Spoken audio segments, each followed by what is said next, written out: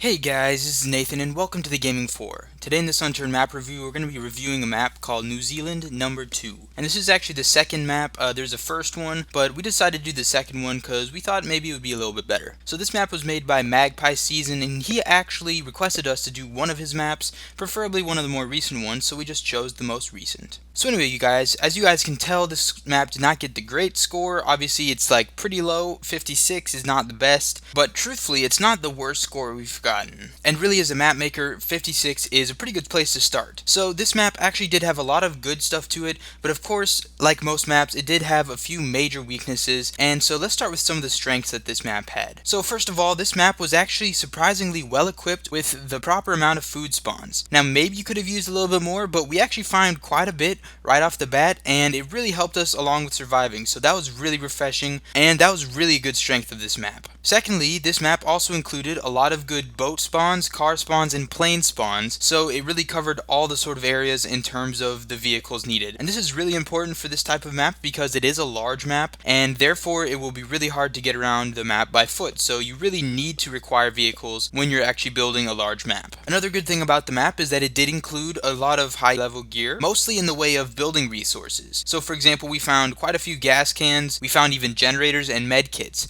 which were really nice, and a lot of maps don't even include those higher level stuff. And the main thing with the crafting resources, you didn't really have to include the higher tier resources, but some of the lower things, maybe medium like gas can, you actually require those because those are needed to build some of the higher tier level stuff, such as the generator, safe zone generator, oxygenator, and stuff like that. In terms of the natural side of this map, I think one of the main strengths of this map is that the landscape and the natural side of it was really beautiful. There was a lot of good rock formations and mountains and cliffs, and they looked really nice. Also, in terms of things you can actually interact with in terms of the natural side, Magpie Season did include cows, wolves, deer, berries, and metal nodes, so he pretty much covered all the bases there in terms of the natural resources. Now, as you may have noticed, this map did include some Easter eggs. Now, I will say they were not the best executed, but they were pretty cool. Something to note when you're making Easter eggs as a map maker, I generally like to have my Easter eggs be useful to the player. Obviously not necessary to survive, but definitely they're worth finding.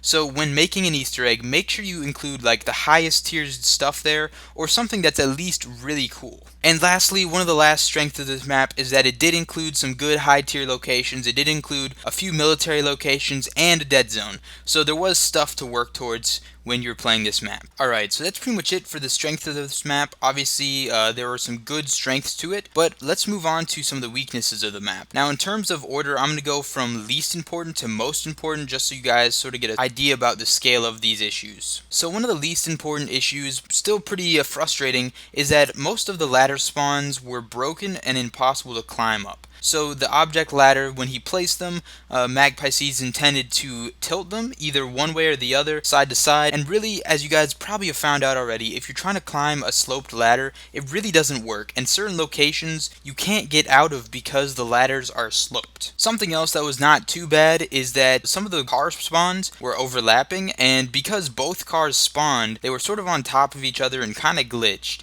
So it's just one of those things that you just have to be aware of, and it's pretty easily avoided. Also relating to cars, another thing that could be pretty major depending on how long you survive on the map is that you could have had a few more gas locations throughout the map. Now, the places that did have gas did have plenty, and I mean plenty, but it would have been better if you had spread them out throughout the map instead of just clumping them up into 2 or 3 locations. Now, moving into some of the more major stuff, overall there was a general lack of clothing spawns, and this has to do with naturally spawning objects and zombie drops. This really makes it hard for a survivor because as they start out, they need to sort of amass all the food and items that are useful later on in the game, and they really can't do that if they don't have sufficient inventory. Something else that is really important about this as well is that often players use the extra clothing spawns to use as healing items. They just break them down into cloth and then create bandages. This is really important in normal survival because fire zombies and crawlers automatically bleed you, so you need to have something to stop the bleeding, otherwise you would just essentially die. Another thing relating to the lack of spawns is that there was an overall lack of basic item spawns. This includes cloth, scrap metal, rope, glue, etc. There's like so many basic resources that you need for crafting that just were not existent. Now there were some of those spawns, but the issue with them is I think Magpie Season was counting on those being the most valuable types of spawns, because most of the time we found those types of spawns in Easter eggs and really difficult locations. So it seems like the priority in terms of item spawns was kind of mixed up in terms of this map.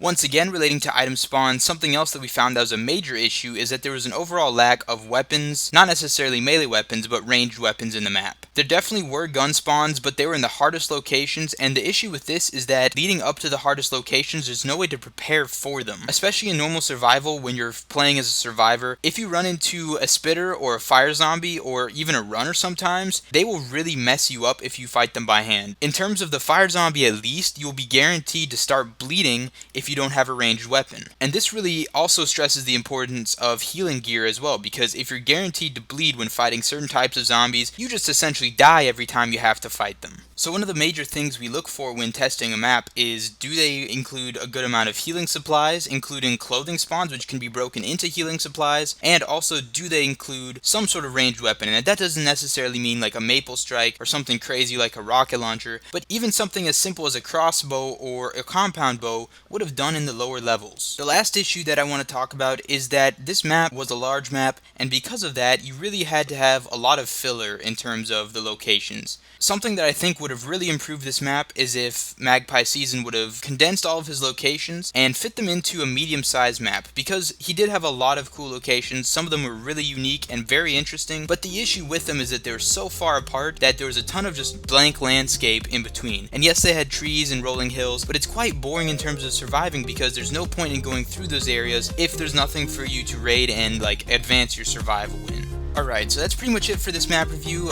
Please check out the map. Obviously there's a link in the description. Thank you guys so much for watching. Please like the video if you enjoyed it, and please subscribe if you want to see some more. I will see you all